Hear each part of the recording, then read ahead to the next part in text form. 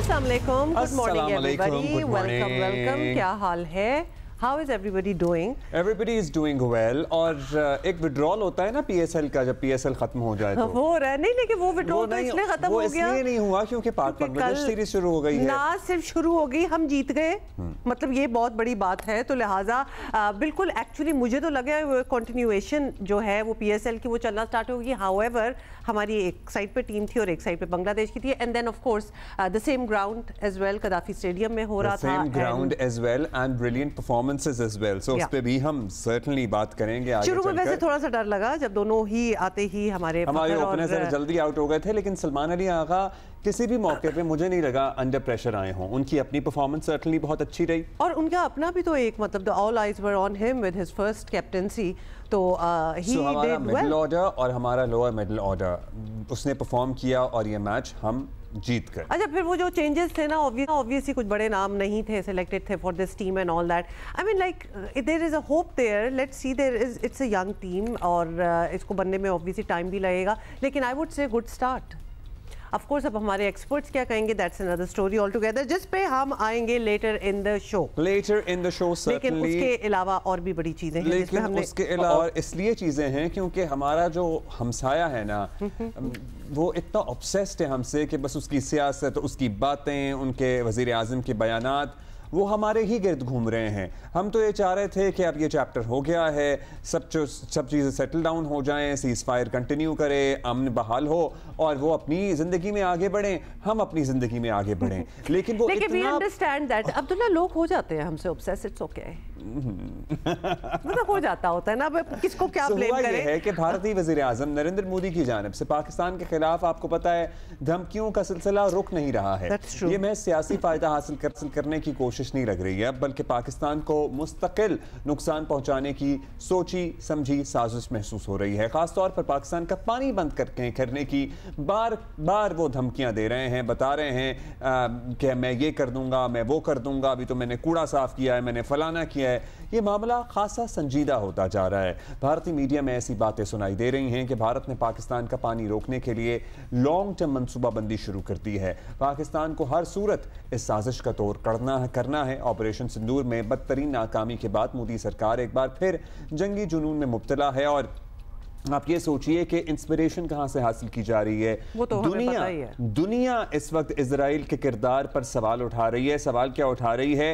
बहुत कुछ कर रही है और वहां से इंस्पिरेशन हासिल करके ये वहां से इंस्पायर होके ये कह रहे हैं कि मैं तुम्हारा पानी बंद कर दूंगा, क्योंकि वहां भी खाना पानी सब बंद किया हुआ है। I would not put it past them at all, because ये इनको इतनी जोर की अभी जिसको कहते हैं ना सट लगी है इस जंग की कि वो चुप करके तो बैठेंगे नहीं। सच इज नाइस, है ना, और एक्चुअली यही हुआ है। तो बड़ी राइट वर्ड फॉर राइट चोट जो लगी हो। अच्छा जी, पाकिस्तान की सरहद के करीब की रियासतों में शहरी दिफा की मशकों का हुक्म दिया, लेकिन अब कुछ जगहों पर इसे मुलतवी कर दिया गया है और कल आज़रबाईजान इनफैक्ट हम बात कर रहे हैं, कल आज़रबाईजान में वज़ीर आज़म शहबाज शरीफ ने भारत को खबरदार करते हुए कहा है कि 24 करोड़ पाकिस्तानियों का पानी बंद नहीं करने देंगे। क्या कहा उन्होंने, देखें। Unfortunately, very dear brothers, India tried to weaponize Indus Water Treaty, which is a lifeline for the people of Pakistan, 240 million people, for their agriculture use, their own use for drinking purposes, and many other purposes. I think this was most unfortunate that India tried to threaten to stop our flow of water to Pakistan. This is not possible, this was never possible, and this will not be possible, inshallah.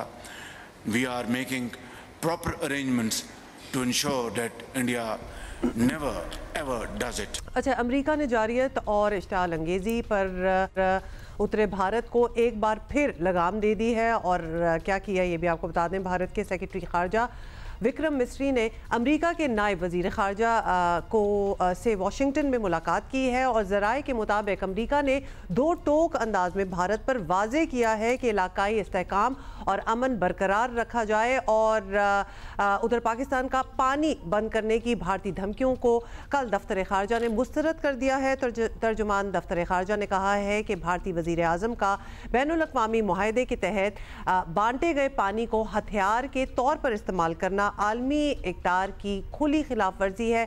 ये तो मतलब पूरी दुनिया भी actually अब इस बात पे आ गई और ये दुरुस्त है कि किसी बैनुल-अक़वामी मुआहदे को तोड़ना बज़ाहिर भारत के लिए आसान नहीं होगा, लेकिन मोदी से कुछ भी तवक्को की जा सकती है, उसने कौन सा किसी से पूछना है। तो पाकिस्तान को जी अब अपना ये मौक़िफ़ हर आलमी फोरम के पर लेके ऑब्वियसली जाना होगा और वो कर भी रहे हैं। खुश आइंद बात यह है कि पाकिस्तान के ख़िलाफ़ जारियत के दौरान किसी एक मुल्क ने भारत का साथ नहीं दिया। वैसे दैट इज सो टेलिंग, मतलब ये इसी बात से सीख जाओ। आलमी बिरादरी पाकिस्तान के भारत के साथ बातचीत के जरिए तनाज़ात हल करने के पाकिस्तानी मौक़िफ़ की तायद कर रही है, क्योंकि हम तो यही कह रहे हैं कि हमारी प्रायोरिटी अमन है, हमारी तरजीह अमन है और अमन के ज़रिए अमन के लिए हम बातचीत करने के लिए तैयार हैं। काउंटर टेररिज्म समेत, कश्मीर समेत, पानी समेत हर मसले पर बात करने के लिए हम तैयार हैं। तुर्किया और आज़रबाईजान पूरी तरह पाकिस्तान के साथ खड़े नज़र आ रहे हैं। अच्छा जी, आपको बताएं कि वज़ीर आज़म शहबाज शरीफ के ईरान, तुर्की और अब आज़रबाईजान के दौरे पर वहाँ के लोगों ने पाकिस्तान से जिस लगाव और मोहब्बत का इजहार किया है, ये पाकिस्तान की सफारती महाज पर एक और बड़ी कामयाबी है। जहाँ पे आज हम आज़रबाईजान के शहर लाचिन में मौजूद हैं और आज़री अवाम ने बड़ी खुशियाँ मनाई, तुर्क अवाम ने बड़ी खुशियाँ मनाई हमारी फ़तह के ऊपर। आज इनका रिपब्लिक डे है, हमारा यौम तकबीर है और यहाँ पे एक जश्न का समा है और ये बड़ा सेलिब्रेट कर रहे हैं और पाकिस्तान की फ़तह पर ये जेन्युइन तौर पे बड़ी एक खुशी महसूस कर रहे हैं। और कल वज़ीर आज़म शहबाज शरीफ साहब ने आज़रबाईजान के सदर इल्हाम अलियव का और उनके साथ साथ जो आज़रबाईजान की अवाम हैं उनका तहे दिल से शुक्रिया अदा किया और जो भरपूर हिमायत की है आज़रबाईजान ने पाकिस्तान की, तो वो यहाँ पे बड़ा एक जज्बा पाया जाता है। तुर्क सदर तैयब एर्दोगान ने यहाँ तक कहा कि तुर्की, आज़रबाईजान और पाकिस्तान तीन रियासतें मगर एक कौम हैं। पाकिस्तान की पूरी कोशिश होनी चाहिए कि सफारतकारी के इस मोमेंटम को जारी रखे। कहीं ना कहीं किसी न किसी को मोदी को शटअप कॉल देनी होगी और आपको पता है बिलावल भुट्टो ज़रदारी की सरबराही में जो वफ्द वज़ीर आज़म ने तश्कील दिया था वो भी 30 को अमरीका चला जाएगा, 30 मई को। अभी अच्छा जी, लेट्स टॉक अबाउट जिस पे हम बात करते हैं, बिकॉज ऑब्वियसली जो डिप्लोमेसी की बातें हो रही थी वो भी फुल ऑन चल रही है। एजाज चौधरी साहब हमारे साथ हैं, साबिक सेक्रेटरी खारजा हैं। एजाज चौधरी साहब, अगर इंडिया की बात करें तो पाकिस्तानियों को गोली से डरा रहे हैं, पानी बंद करने की धमकियां दे रहे हैं, दोबारा जंग के इशारे भी मिल रहे हैं नरेंद्र मोदी से ऑब्वियसली, और तो कुछ you can not expect less from him. लेकिन क्या हम ये सारी बयानबाजी को, ये सियासी बयानबाजी एक्चुअली हम इसको कहेंगे, इसको सीरियस लें या इग्नोर करके आगे चलें? एक बौखलाहट है जो उन पे तारी हुई है और हमें नहीं समझ आ रही कि उनको इस बात का अंदाजा क्यों नहीं कि अगर एक जंग होती है और बहुत बड़ी जंग में तब्दील हो जाती है तो ये जरूरी नहीं है कि फतह उनको मिलेगी और जो तबाही होगी वो दोनों मुल्कों के अवाम की होगी। तो ये बात उनको क्यों नहीं समझ आ रही, और बावजूद इसके कि दुनिया का कोई मुल्क नहीं है जो उनका साथ दे इस मामले में। वो अपने ही जो वोटर्स हैं उनके सामने उनको लग रहा है कि शायद अब उनको शिकस्त होना शुरू हो जाएगी, और जब किसी का जो कामयाबी का सितारा गिरना शुरू हो जाता है तो वो फिर इसी किस्म की हरकतें करते हैं। और ऐसे में कोई बहुत ही फास्ट गलती भी कर सकते हैं। इसीलिए पाकिस्तान को भी तैयार रहना है, क्योंकि ये बौखलाहट में कुछ भी किया हो सकता है। आफ्टर ऑल दुनिया में बड़ी बड़ी जो जंगें हैं वो इसी किस्म के अजीब से माहौल में पैदा हुई थी। तो मोदी साहब को मेरे ख्याल में उनका समझाने वाला भी कोई नहीं है। वो जो 2-3 लोग हैं वो भी आरएसएस के ही माइंडसेट रखते हैं, उनको पता नहीं क्या गलतफहमी। हालांकि पाकिस्तान की तरफ से जो 4 घंटे का जवाब आया था उसके बाद तो कोई गलतफहमी रहनी तो नहीं चाहिए थी। लेकिन मुझे तो ये लगता है कि जिस तरह यशवंत सिन्हा साहब ने कहा था कि ये सब मामला जो है इंतखाबात, चुनाव और इलेक्शंस का मामला है, कि उसके लिए अब इनको ये डर पड़ गया है कि कहीं अगर मैंने ये सख्त बयानात ना दिए तो कहीं ऐसा ना हो कि मेरी मकबूलियत खत्म हो जाए और मेरा वोटर मुझसे चला जाए। थैंक गॉड कि वहाँ भी ये बात समझ आ रही है चौधरी साहब। मतलब ये बात पता नहीं आवाम को किस हद तक समझ आ रही है, ये तो चुनाव के नताइज पर ही मुनसर होगा। लेकिन चौधरी साहब अब ये बात एक मफरूज़ा नहीं रही है, ये बड़ी हकीकत है कि मोदी के होते हुए पाकिस्तान और भारत में देर पा अमन तो नहीं हो सकता। अब सवाल ये है कि फिर पाकिस्तान क्या करे? क्या हम बीजेपी और मोदी के जाने का इंतज़ार करें या इन्हीं से किसी बेहतरी की तवक्को करें? क्या ऑप्शंस हैं हमारे पास? देखिए ये तो नहीं हो सकता कि पाकिस्तान जो है वो हिंदुस्तान की तमाम जायज़ नाजायज़ बातें जो हैं वो सरेखम तस्लीम करे, ये हो नहीं सकता ना, क्योंकि अगर कोई जायज़ बात हो तो बंदा मान भी ले, लेकिन इतनी नाजायज़ बातें हैं कि जी हम इस जो पूरे खिता है जिसे जनूबी एशिया कहते हैं उसके अंदर हम बहुत बड़े यहाँ ठेकेदार हैं और आप सारे हमारे सामने जो है वो सरनिगू हो जाए, ये कैसे हो सकता है मुझे बताइए ना। अब उन्होंने इस किस्म का रवैया जो पाकिस्तान के साथ रखा वही बांग्लादेश के साथ रखा, आपने देखा वहां भी कितना शदीद रिएक्शन हुआ। बाकी दूसरे मुल्कों में भी, इवन नेपाल जो एक हिंदू किंगडम थी और अब उनके साथ है बिल्कुल, वहां पे भी बड़ी खफगी रहती है उनको कि ये किस किस्म की हमें धौंस के जरिए दबाने की कोशिश करते हैं। तो इसका एक यही इलाज होना था जो हुआ, यानी एक तो पाकिस्तान ने जवाब दिया और दूसरा एक दुनिया में आप वो एक्सपोज होते जा रहे हैं, वो भेजे उन्होंने वफूद, लेकिन मेरा नहीं ख्याल कि दुनिया जो है वो इनका मतलब समझ पा रही है। मैं आर्टिकल पढ़ रहा था जिसमें किसी ने लिखे हुए थे कि जी 5 ऐसे सवाल हैं जो जवाब उनसे पूछे जा रहे हैं वफूद से, उनको समझ नहीं आ रही कि उनके जवाब क्या दें, तो मुश्किल में पड़ गए हैं। और पाकिस्तान को बहरहाल एक मुजी दुश्मन से साबका पड़ा है जो किसी वक्त कुछ भी कर सकता है। हमें तो तैयारी रखनी है। हम जब इनको कोई होश के नाखुन ले या अकल ठिकाने आए और ये बातचीत करना चाहे तो मेरे ख्याल में हमारी क़यादत तो कह चुकी है कि पाकिस्तान बातचीत के लिए तैयार है। मसाइल हमसायों में बातचीत से ही होते हैं हल। ये तो 2016 से 9 साल हो गए हैं इन्होंने मुकम्मल राब्ते खत्म किए हुए हैं, इवन स्पोर्ट्स के राब्ते भी खत्म किए हुए हैं। तो इस वजह से मैं ये समझता हूँ कि ये बड़ा ज़रूरी है इनके लिए कि ये कोई ना कोई किसी न किसी किस्म का यानी जिसे कहते हैं कि अकल का से काम लें और इस किस्म का जो मामला है ये रोके, अपने आप को जरा थोड़ा सा थामे, तो फिर मुमकिन है कोई बातचीत चल सके, या इनकी हुकूमत बदल जाए और कोई और हुकूमत आए जिसके चांसेस भी हैं और वो ये समझ जाए कि नहीं बातचीत करनी चाहिए, बातचीत से मसाइल हल होंगे। तो पाकिस्तान में तो आपको पता है हम हमेशा बातचीत के लिए तो तैयार रहते हैं लेकिन धौंस के लिए तैयार नहीं रहते। दैट्स राइट, लेट्स सी खैर वहाँ क्या होता है। एजाज चौधरी साहब, बाकी अगर हम सारी फिल्मी बातें रख भी दें एक साइड पे, तो सिंतास वाला मामला जो है उस पर मोदी सरकार अमली कदम उठा रही है और पूरी तरह से पाकिस्तान का पानी बतौर हथियार इस्तेमाल किया जा रहा है। तो क्या अब भी हमारे पास आलमी अदालत इंसाफ या किसी और फोरम पर जाने के लिए मजबूत केस है कि नहीं है? तो बहुत मजबूत है, लेकिन आलमी अदालत इंसाफ याद रखिए कि वो उसी वक्त सुनती है जब दोनों मुल्क उसकी ज्यूरिसडिक्शन को एक्सेप्ट करें, जो हिंदुस्तान नहीं करता। पहले भी इसी तरह हुआ, तो इस वजह से वहां नहीं, लेकिन और कोई लीगल फोरम होंगे, मुझे यकीन है हमारे कानूनी मुशीर जो हैं इस पे गौर कर रहे होंगे और बहुत सारे ऐसे लीगल फोरम है जिनके ऊपर जाके हमारे लोग करेंगे। फिर ये एक लिहाज से ये सियासी लड़ाई भी है और हमें दुनिया को भी बताना है, अपने डोजियर्स देके, फोल्डर्स देके, और दुनिया वाले भी परेशान इसलिए भी हैं क्योंकि पानी बहुत हसास मामला है। सारी दुनिया में लोग ये कहते हैं कि नहीं ये तो जिसे कहते हैं ना कि उनकी भी जो रिजीम्स हैं उनकी सेंटिटी इंटेग्रिटी खतरे में पड़ सकती है। तो कुछ हमें घर पे भी काम करने की जरूरत है। बहुत सारा ऐसा पानी हमारा जो है वो जाया होता है, कुछ हमारे इरिगेशन मेथड्स ऐसे हैं कि उसमें भी बहुत ज्यादा पानी लगता है, फसलें हम ऐसी उगाते हैं। तो कुछ कंजर्वेशन टेक्निक्स हमें खुद भी करनी चाहिए, लेकिन हिंदुस्तान के खिलाफ जो हमारा मुकदमा है IWT के हवाले से वो पूरी शिद्दत से हमें। शुक्रिया आपका, शुक्रिया। लेकिन इंडिया का भी मानना इन सारे मुआहदों को मतलब if that is a condition तो वो तो नहीं होने वाली, क्योंकि वो तो खातिर में ही नहीं ला रहे कि कभी कोई मुआहदे हुए थे। एक्चुअली इसकी भी एक होनी चाहिए पकड़ कि जब आपने एक साइन किया, सालों दहाइयों से एक मुआहदे जो है काम कर रहे हैं, बेशक बीच में जंगें हो जो भी हो, who are you to come now and you don't even consider it anything big कि कोई चीज़ ही नहीं है।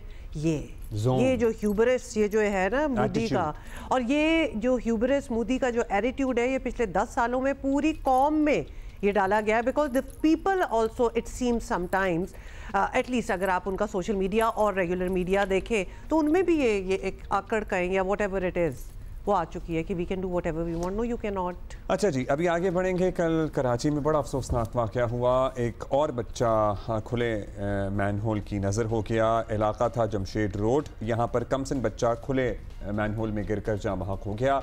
बच्चे की शनाख्त मोहम्मद अली के नाम से हुई है। अहल खाना के मुताबिक ये चिप्स फ़रोख्त करता था बच्चा, ज़ाहिर गरीब ख़ानदान है। वो काम के बाद घर जा रहा था कि रास्ते में खुले मैनहोल में गिरा और नहीं बच सका। लवाहिकीन ने बच्चे की लाश सड़क पर रखकर शदीद एहतजाज किया। गुज़श्ता माह अप्रैल में बल्दिया टाउन के इलाके मवाज कोट में भी खुले मैनहोल में एक और बच्चा गिरा था, जाँ बहक हो गया था। इस सिलसिले में मेयर कराची ने रवां साल जनवरी में एक हेल्पलाइन भी शुरू की थी, 1334 इसका एक्चुअली हमने जिक्र भी किया था। अब we would like to inquire कि ये फ़ाल है, इस पे रिस्पॉन्ड किया जाता है, नहीं किया जाता है। राहील सलमान नुमाइंदा जियो न्यूज़ हमारे साथ है। राहील, सबसे पहले तो ज़रा इस वाक़े की बात कर लेते हैं कि ये जमशेद क्वार्टर्स वाला वाक़या बड़ा ही अफसोसनाक ऑब्वियसली है। जब भी ऐसा कोई वाक़या होता है तो अफसोसनाक ही होता है। जो बच्चा मैनहोल में गिरा, क्या उसको बचाने की कोई सूरत नहीं थी? कोई कोशिशें की गई किसी की तरफ से? देखिए, मंगल की शाम कोई वाक़या पेश आया था जमशेद क्वार्टर के इलाके में, और जहाँ पे एक मेन होल खुला हुआ था, तो अली उसका नाम था, और वो उस मेन होल में गिर के जाँ बहक हो गया। हमारी बात हुई वहाँ पे हुक्काम से और एनी शाहिदीन से भी, तो ये बताते हैं कि वो अपने भाई के साथ इलाके में ही चिप्स फ़रोख्त किया करता था, और वो फ़रोख्त करने के बाद वापस जा रहा था। इस दौरान उसको प्यास लगी और उसने अपने भाई से जब वो पानी मांगा तो उसका भाई पानी लेने के लिए गया है, और ये वहाँ पर जो सड़क है उस पर पानी जमा था सीवरेज का, और मेन होल खुला हुआ था, और उस पर किसी भी किस्म की कोई ऐसा साइन नहीं था कि जिससे किसी को पता चल सके कि यहाँ पर मेन होल है और वो खुला हुआ है, और वो सीधा चलते चलते उस मेन होल में गिर गया। एनी शाहिदीन ने हमें बताया कि वहाँ पर जो करीबी इलाके के लोग थे, मजदूर थे, उनको बुलाया, उन्होंने बच्चे की बॉडी निकाली और उसके बाद उसे हॉस्पिटल शिफ्ट किया। उससे पहले वहाँ पर इलाका मकीन मुश्तइल भी हुए, उन्होंने वहाँ पर एहतजाज भी किया लाश रख के, और उसके बाद फिर पुलिस वहाँ पर पहुँची और कानूनी कार्रवाई के लिए लाश को अस्पताल मुंतकिल किया। तो वहाँ पर जो इलाका मकीन वो बताते हैं कि इससे पहले भी ऐसे वाक़यात हो चुके हैं, और वहाँ पर किसी भी किस्म का कोई साइन बोर्ड या किसी भी किस्म का कोई ऐसी हिफाजती इकदाम नहीं नजर आए थे कि मेन होल खुला हुआ और उससे दूर रह के वहाँ से जो है पैदल और राहगीर वहाँ से गुजर सके। अच्छा, अब ये बताइएगा कि अहले इलाका इस मामले पर ज़ाहिर है आपने बताया भी एहतजाज किया, लाश सड़क पर रखकर, मकामी लीडर्स भी उनके साथ नजर आए। क्या फिर एहतजाज ख़त्म कैसे हुआ? हुकाम की जानिब से किसी किस्म की कोई यकीन दहानी कराई गई, कोई बात हुई, कोई मुज़ाकरात हुए, क्या हुआ?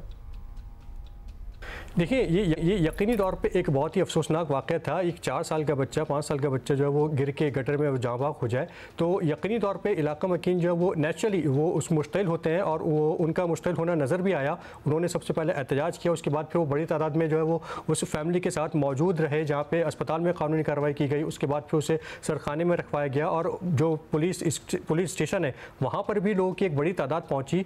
जो वहाँ के मकामी सियासी रहनुमा थे वो भी पहुँचे, इलाके के MP भी पहुँचे, और उन्होंने मुतालबा किया कि न सिर्फ उन जिम्मेदारों के खिलाफ FIR दर्ज की जाए, बल्कि उनके खिलाफ कानूनी कार्रवाई भी की जाए। उन्होंने ये भी बताया कि अब से पहले भी एक तो हम एक बच्चे की तस्वीर भी उसकी दे, छोटा सा बच्चा, सवाल तो सबसे पहले ये उठता है कि वो क्या चिप्स बेचे, मतलब वो क्या कर रहा था, मतलब गुर्बत भी एक बहुत ही अफसोसनाक बात है। अच्छा, ये बताएं कि इससे पहले भी दर्जनों बच्चे जो हैं, हम ये केसेस सुनते रहते हैं कि बगैर ढक्कन के मैनहोल्स जो होते हैं उनमें गिर जाते हैं और अक्सर ऑब्वियसली अपनी जान गंवा देते हैं। तो हर बार ये दावा सामने आता है कि हुकूमत कुछ कर रही है। क्या वाकई ढक्कन लगते हैं, ये हम आपसे पूछना चाहते हैं, और फिर चोरी हो जाते हैं? मतलब ये सिलसिला, ये प्रोसेस होता है? क्योंकि ऑब्वियसली आपसे हम जानना चाहते हैं कि ढक्कन कभी लगते भी हैं कि नहीं।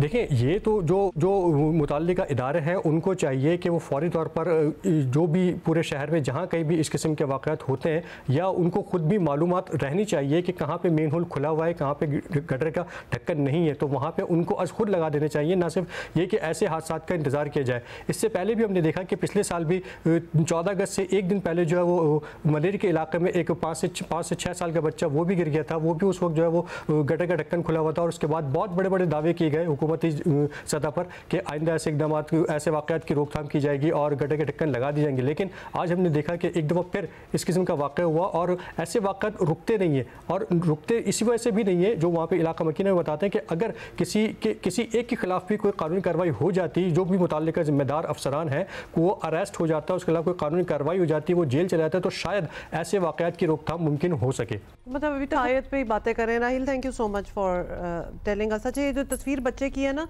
ये उस बच्चे का बड़ा भाई है, यानी वो जो बच्चा गिर के फौत हुआ है वो बच्चा इससे भी छोटा था। बड़ा भाई बेसिकली चिप्स बेचने जा रहा था और छोटा साथ था। उम्र देख लें और इसके साथ इसका छोटा ये बड़ा भाई है, इसका छोटा। मतलब एक तो इतनी शदीद गुर्बत के ये बच्चे जो हैं ये अपना छोटा मोटा बिजनेस जो है चिप्स कर रहे हैं, और फिर एक छोटे भाई की मौत भी हो जाना, मतलब वो ट्रॉमा आप समझ सकते हैं। I don't you want to go there. ये भी सुने, अमेरिका के महकमा बराए हुकूमती कारकर्दगी डॉज जिसको कहा जाता है, उसके सरबराह इलॉन मस्क ने ट्रंप इंतजामिया को खैर बात कह दिया है और दुनिया के अमीर तरीन शख्स इलॉन मस्क ने सदर ट्रंप को बताए बगैर मुशीर का अहम ओहदा जो है वो छोड़ दिया है। नहीं, बट 2 दिन पहले ही छोड़ा है। वैसे आपको बता देते हैं कि व्हाइट हाउस एहलकारों ने इस बात की तस्दीक भी कर दी है। मस्क सदर ट्रंप के अखराजात बिल से मुतमईन नहीं थे। इलॉन मस्क ने तय किया था कि वो हुकूमत के खसूसी मुलाजिम के तौर पर 130 रोज़ काम करेंगे और ये मुद्दत 30 मई को मुकम्मल होना थी, लेकिन ट्रंप इंतज़ामिया से मायूसी का शिकार मस्क ने 2 रोज़ पहले ही व्हाइट हाउस को खैरबात कह दिया। बात सुने, इस तरह से इनका खैरबात कहना, मतलब आप सोचिए कि इनके आने से पहले कि कितनी काविशें हैं इलॉन मस्क की इनको यहाँ तक पहुँचाने में।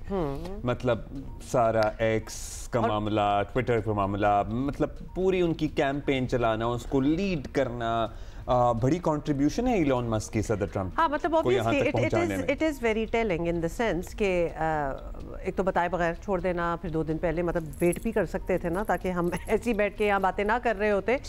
तो जी ये है, और हुकूमत के खसूसी मुलाजिम की हैसियत से इनका टाइम जो है वो ख़त्म हो गया है। वो सदर ट्रंप के शुक्रगुजार हैं। उनका ये कहना था कि उन्होंने मौका दिया कि बेकार अखराजात कम करो। साथ ही उन्होंने कहा कि हुकूमती इस्तेदादकार बढ़ाने का मिशन वक्त गुजरने के साथ मजीद मजबूत होगा। इलॉन मस्क ने एक ही रोज़ पहले सदर ट्रंप के बड़े खूबसूरत बिल पर अदम इत्मीनान का इजहार किया था। उन्होंने कहा था कि बिल या तो बड़ा हो सकता है या खूबसूरत, मगर वो नहीं जानते कि ऐसा बिल दोनों खसूसियात का हामिल कैसे हो सकता है। इलॉन मस्क ने वाज़े कहा कि बिल में शायद शामिल बाज़ उमूर से वो खुश नहीं है। मस्क के मुताबिक नए बिल से बजट खसारे में मजीद इजाफा होगा। सो कुछ रिजर्वेशंस हैं जिसकी बना उन्होंने 2 दिन पहले ही अपनी मुद्दत। अच्छा, बहुत से लोग कह रहे थे लव अफेयर जो है ये ज़्यादा देर लास्ट नहीं करेगा। बहुत से तजियाकार का ये भी कहना था, ये लव स्टोरी जो चल रही थी।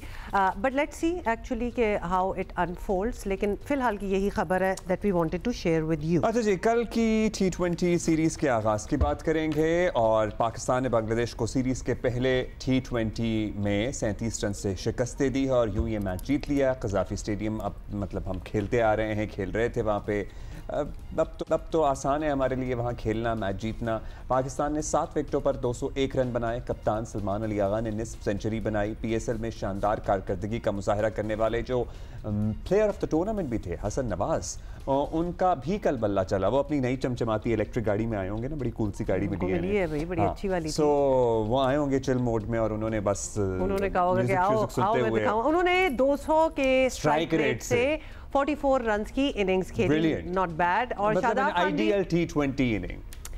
शादाब खान भी जमकर खेले और सिर्फ 25 गेंदों पर उन्होंने 48 रन्स बनाए और उसके अलावा 2 विकेटें हासिल करके प्लेयर ऑफ द मैच भी बन गए। और बांग्लादेशी टीम आखिरी ओवर में 164 रन बनाकर आउट हुई।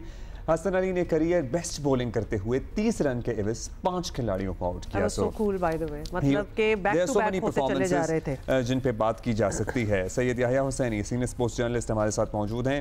याहिया भाई थैंक यू। माशाल्लाह हमारा मतलब दोनों अब्दुल माजिद भट्टी साहब भी हैं हमारे साथ। चलिए जी याहिया भाई आपसे शुरू करेंगे। अस्सलाम वालेकुम जी आप दोनों को। आप बताइएगा, ओपनर जल्दी आउट हो गए थे लेकिन कहीं भी हमने देखा कि हमारे कप्तान अंडर प्रेशर नहीं नजर आए, ना उनके फेशियल एक्सप्रेशन, ना उनकी बॉडी लैंग्वेज, और माशाल्लाह उनकी इनिंग, फिर हसन नवाज की inning, everything worked together and we won the match.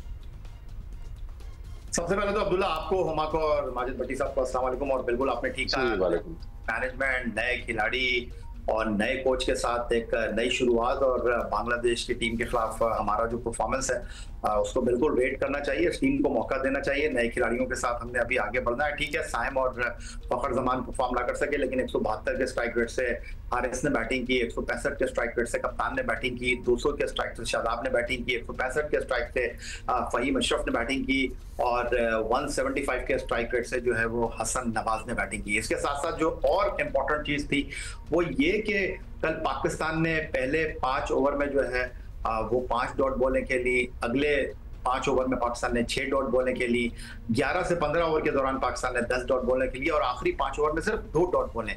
मजमूई तौर पर कल पाकिस्तान ने 19 चौके मारे, 9 छक्के मारे और जो टीम पाकिस्तान की परफॉर्मेंस है, टॉस जीतकर कप्तान सलमान अली आगा का बैटिंग करना, सारी चीजें पाकिस्तान टीम की बहुत अच्छी। और हसन अली जो कि पाकिस्तान सुपर लीग में उम्दा बॉलिंग का मुजाहरा कर रहे थे, कल उन्होंने करियर बेस्ट बॉलिंग की, 5 विकेट की परफॉर्मेंस पेश की और एक बार फिर उन्होंने साबित किया कि हसन अली की क्रिकेट अभी बाकी है। 2022 में उनको जो है वो 2022 में उनको 2 T20 मैच खेलने को मिले, 2024 में 1 T20 मैच खेलने को मिला और अब वो एक बार फिर पाकिस्तान टीम में वापस आए हैं। तो अच्छी कारकर्दगी का उन्होंने मुजाहरा किया। इस टीम को थोड़ा सा मौका देने की जरूरत है। ये सारी अच्छी चीजों के साथ साथ अलार्मिंग चीजें भी हैं और वो है हारिस रऊफ की बॉलिंग। कल भी एक ऐसा मैच जहां पर पाकिस्तान टीम ने मक्खन में से जिस तरह बाल को निकाल लेते हैं, जीत को निकाला, वहां पर भी कल उन्होंने 12 रन 3 ओवर के औसत से रन दिए हैं। तो इस पर मैं सिर्फ यही कह सकता हूँ, कमाल है भाई। अच्छा चलें ठीक है, लेकिन अदरवाइज आप ये कह रहे हैं याहिया कि it was a positive start and it definitely, Bhatti साहब वो नजर भी आ रहा था स्टेडियम में, there was a different level of confidence, it look like a very fresh team. Although बहुत से हमारे ऑब्वियसली ऐसे खिलाड़ी हैं, इंक्लूडिंग जैसे हसन अली की भी बात हो रही है, जिनको एक और मौका मिला और वो सारे उस मौके पे अच्छा उन्होंने परफॉर्म किया, राइट? बहुत शुक्रिया अब्दुल्ला, रुमा और याहिया साहब, आपको भी सलाम, आप दोनों को भी सलाम। देखें, हालांकि हमारी ऑपोजिशन ज्यादा मजबूत नहीं थी। बांग्लादेश की टीम वर्ल्ड रैंकिंग में 9वें नंबर की है, हम 8वें नंबर पे हैं, लेकिन कल बिल्कुल एक पाकिस्तान की टीम नई मैनेजमेंट के साथ और सलमान अली आगा जो निस्बतन नए कप्तान हैं, एक बिल्कुल डिफरेंट टीम नजर आई। हसन अली ने बॉलिंग में बिल्कुल इंस्पायर किया, स्पीड भी थी, वेरिएशन भी थी, लेकिन याहिया ने कुछ आदाद-ओ-शुमार बताया, कुछ मैं भी आपसे शेयर करना चाहता हूं कि कल पाकिस्तान ने कज़ाफी स्टेडियम जो पीसीबी का हेडक्वार्टर है, वहां पहली बार 200 रन का हदफ उबूर किया। इससे पहले पाकिस्तान टीम ने इस ग्राउंड पर 200 रन नहीं बनाए थे T20 क्रिकेट में। फिर पहले 2 ओवर्स में 15 रन पर पाकिस्तान के 2 विकेट गिर गए, लेकिन पाकिस्तान की जो कल की खूबसूरती थी कि कल पाकिस्तान के किसी बैट्समैन ने 35 से ज्यादा गेंदें नहीं खेली। तो मतलब ये भी देखें, स्ट्राइक रेट की जो बार बार बात होती थी वो हमें कल नजर आया। फिर कल पाकिस्तान ने जो 200 रन बनाए, हुमा और अब्दुल्ला, इससे ये पाकिस्तान ने गुज़िश्ता 7 मैचों में तीसरी बार 200 रन का हदफ उबूर किया। और इन 7 मैचों से पहले जब बाबर आजम और मोहम्मद रिजवान पाकिस्तान टीम में खेलते थे, हमने उन 50 मैचों में भी 200 रन नहीं बनाए थे। तो एक हमें इंटेंट भी नजर आ रही है, एक तब्दीली नजर आ रही है कि अब पाकिस्तान की टीम जो है, style of cricket he different है। मतलब रिजवान की जहां हम बड़ी इज्जत करते हैं, एक बेहतरीन बल्लेबाज हैं, लेकिन मतलब वो आते थे तो स्ट्रेस शुरू हो जाता था कि अब तो बस गया, मैच हाथ से गया। हालांकि उनकी इनिंग तो ठीक ही हो जाती थी एंड तक, लेकिन मैच हमारे हाथ से निकल जाता था। याहिया, आप कोई कमेंट देना चाहेंगे इस पे? देखिए, बाबर आजम, मोहम्मद रिजवान, शाहीन शाह अफरीदी कंट्रीब्यूशन है पाकिस्तान क्रिकेट में, इससे हम इनकार नहीं कर सकते। नहीं, इस पे कोई इनकार नहीं कर रहा। 22 में जो है वो दुबई में पहली मर्तबा वर्ल्ड कप में भारत को शिकस्त दी और इन 3 खिलाड़ियों की कारकर्दगी थी, लेकिन वक्त के साथ आपको चलना चाहिए।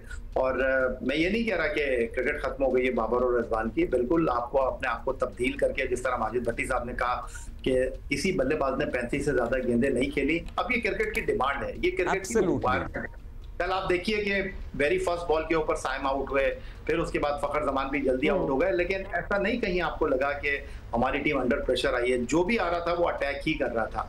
तो यही आजकल की क्रिकेट डिमांड करती है। बहुत कुछ सीखना है, बहुत कुछ अभी लर्न करना है टीम पाकिस्तान को, मुश्किल टीमों को खेलना है, लेकिन अभी आप इनको थपकी दीजिए, अभी इस जीत के ऊपर आप बिल्कुल Yahya, we agree with you. और हर कोई जो आया उसने कंट्रीब्यूट किया, ये बहुत बड़ी बात है कि मतलब वो टेंशन नहीं ली कि हाय पहले दो तो आउट हो गए, उन्होंने कहा नहीं चलो हमारी बारी है। हम खुद ही मचा लेते थे ना हमारे ओपनर जाने के बाद, तो वो एक डिफरेंट टीम नजर आई। बिल्कुल, वो फ्रेशनेस, वो will to fight for it, वो बड़ा जबरदस्त नजर आया। हसन नवाज ने मिडिल ऑर्डर में बड़ा अपना किरदार जो है, मिडिल ऑर्डर मतलब एवरीबॉडी वाज एक्सेप्शनल। अच्छा भट्टी साहब, आपसे ये पूछना चाहते हैं कि हारिस रऊफ का इन्होंने जिक्र किया है और ऑब्वियसली उनकी वजह से कुछ रन्स जो हैं वो भी गए, अगर उनको भी थोड़ी देर के लिए साइड पे रख दिया जाए तो is there anybody else fast bowling में जो कि आपको लगता है कि अभी अगर ट्रायल एंड एरर हो ही रहा है, रिप्लेसमेंट्स हो ही रही हैं, तो किसी और को भी ट्राई कर दिया जाए? देखें, अभी जिस तरह हमने देखा कि वसीम जूनियर एक दिन पहले मैच से अनफिट हो गए, तो हमने अब्बास आफरीदी को पाकिस्तान की 16 रुकनी टीम में शामिल किया। इसके अलावा जब PSL चल रही थी, अली रजा एक नौजवान फास्ट बॉलर थे, उनकी बार बार बात हो रही थी, अली रजा को मौका नहीं दिया गया। नसीम शाह भी इस 16 रुकनी टीम में मौजूद है, लेकिन नसीम शाह के भाई उबैद शाह इस्लामाबाद यूनाइटेड से हमने उनको PSL में देखा, वो भी 150 प्लस बॉलिंग स्पीड से बॉल कर रहे थे।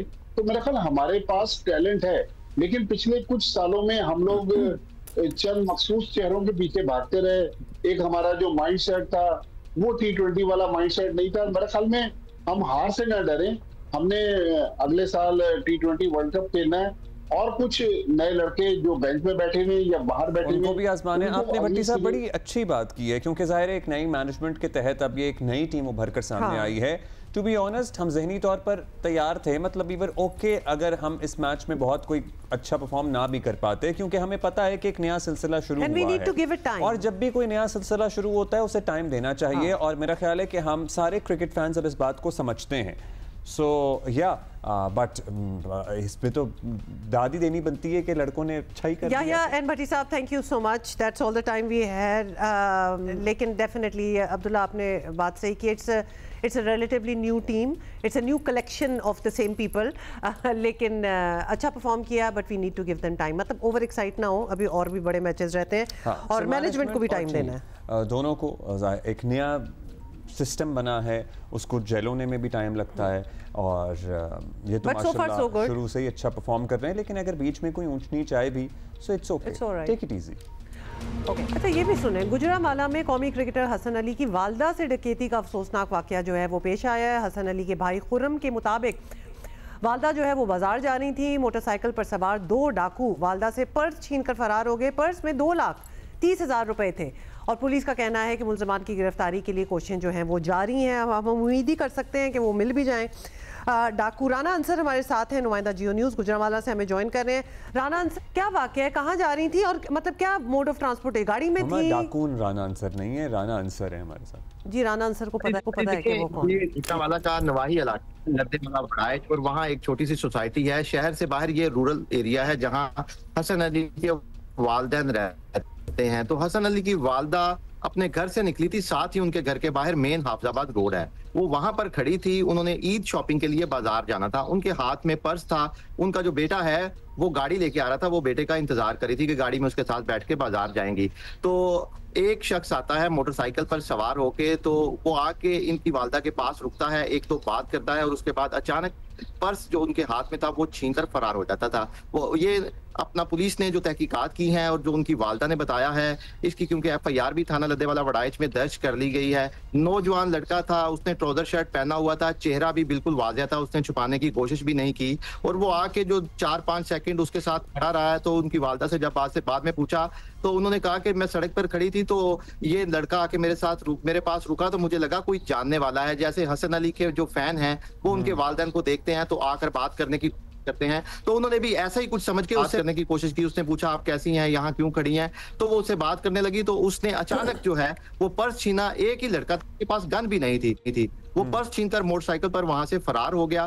पुलिस ने इसका मुकदमा दर्ज कर लिया है। तो उनके मुताबिक कोई कैमरा लगा हुआ हो, कोई विजुअल मिल जाए, मदद कैसे मिलेगी? मतलब पकड़ना जरा मुश्किल होगा ना अगर कोई सुराग ही नहीं है तो, या क्या पेश के फौरी बाद जी अब्दुल्ला, वाकया जब ये हुआ पुलिस को इत्ला मिली, सीपीओ गुजरांवाला ने इस वाकये के लिए 2 अलग-अलग टीमें बनाई, जिन्होंने जाकर पहले क्राइम सीन देखा और फिर जो मोटरसाइकिल का उनको पता चला कि इस कलर का मोटरसाइकिल था और जो नौजवान की शनाख्त हुई उसका एक खाका बनाया गया और कैमरों को ट्रैक किया जा रहा है। इस रोड पे जितने भी कैमरे थे, जिस तरफ से वो आया था और जिस तरफ फरार हुआ था, पुलिस का ये कहना है कि तमाम पहलुओं पर हम इसकी तहकीकात कर रहे हैं और जल्द ही मुल्जम को गिरफ्तार कर लिया जाएगा। बहुत शुक्रिया Rana sir. And despite all this, Hasan Ali की परफॉर्मेंस तो कल आप लोगों ने देख ही ली, मतलब मैन ऑफ द मैच थे, मुझे लग रहा है वो तपे हुए थे, गुस्से में ही कर दी होगी। और फास्ट बॉलर को अगर गुस्सा चढ़ जाए ना तो उसकी परफॉर्मेंस बड़ी अच्छी होती है, बहुत कुछ हो जाता है। तो वी आर होपिंग कि ये डाकू पकड़े जाएं और मतलब किसी के साथ भी ऐसा वैसे नहीं होना चाहिए। तबीयत का इसलिए हम पूछ रहे हैं क्योंकि कराची, लाहौर समेत मुल्क के दीगर इलाकों से नज़ला ज़ुकाम, फ्लू, बुखार के केसेस में इजाफा हो रहा है। डॉक्टर्स इसे कोरोना ही बता रहे हैं। कराची में कोरोना के कई केसेस रिपोर्ट हो रहे हैं, मतलब और बड़ी प्रोलॉन्ग्ड खांसी भी है एंड में, जो कि ख़त्म नहीं हो रही है। कराची में रोज़ाना 8 से, है ना, हो रही है, मुझे कोविड हुआ, हाँ हुआ है। 8 से 10 मरीज अस्पतालों में भी लाए जा रहे हैं जो कोरोना से मुतासर हैं। और आपको पता है कि इस मौसम में एक तो गर्मी, फिर मिलना मिलाना, फिर मंडियों में रश, फिर बाजारों में रश। अच्छा, ऐसे मरीज भी हैं जिनकी ट्रैवल हिस्ट्री भी मौजूद है, तो वो भी एक बीच में है। महकमा सिंध ने कल 4 अफराद की मौत पर वजाहत जारी की है, जिनके बारे में कहा जा रहा था कि मौत की वजह कोरोना है। तर्जुमान महकमा सेहत के मुताबिक चारों मरीज 60 साल से ज़ायद उम्र के थे और कई और अमराज और कॉम्प्लिकेशंस का शिकार थे। तर्जुमान ने कहा कि अब कोरोना को दुनिया भर में एक आम वायरस के तौर पर देखा जा रहा है और उधर लाहौर से भी ऐसी इतलात आ रही हैं कि अस्पतालों में कोरोना की अलामत के साथ मरीज जो हैं वो आ रहे हैं। डॉक्टरों के मुताबिक फ्लू, तेज़ बुखार, भूख ना लगना, थकावट कोरोना की अलामत है। बुजुर्ग और पहले से बीमार अफराद के लिए कोरोना ख़तरनाक हो सकता है। वैसे अदरवाइज़ तो आपको पता है कि अब वो एक फ्लू ही बन गया है कि थोड़ी देर के लिए आप आइसोलेट करें, दवाइयाँ लें और इंशाल्लाह आप ठीक भी हो जाएंगे। मुझे ऐसा लग रहा है कि जो मुझे पिछले हफ्ते हुआ था ना, might be that because the खांसी इज स्टिल देयर। या भारत में भी बड़ी तादाद में कोरोना से मुतासरा मरीज रिपोर्ट हो रहे हैं। सिर्फ दिल्ली में रवा हफ्ते 100 केसेस सामने आ चुके हैं। इस बारे में मालूम करते हैं हम कि ये कौन सी किस्म है, कौन सा वेरिएंट है। अब ये भी बता दें कि अपने आप भी मास्क वगैरह आप लगाएं एज इट इज, कोविड हो या ना हो।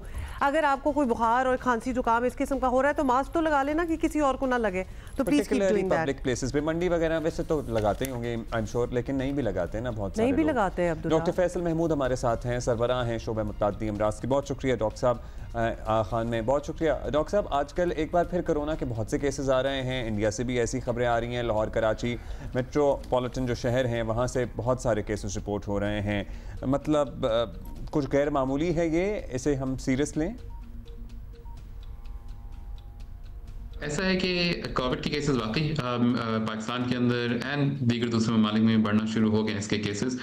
ये गैर मामूली इस तरह से कि अमूमन कोविड जो है हम लोग या जो भी नज़ला खांसी वाले जो वायरस होते हैं वो हम सर्दियों के ज़माने में देखते हैं, मगर ऐसा नहीं है कि गर्मियों के ज़माने में नहीं आते ये केसेस। एंड केसेस में इजाफा तो हुआ है मगर वो वबाई वाला जो एक स्टेट थी वो नहीं है अभी। राइट। अच्छा डॉक्टर साहब, हम पहले भी ये बात कर चुके हैं कि कोरोना जो है वो अब हम सबकी ज़िंदगी का एक हिस्सा बन चुका है, लेकिन इसका वबाई शक्ल इख्तियार करना तो ऑब्वियसली बहरहाल एक सीरियस ही मसला है।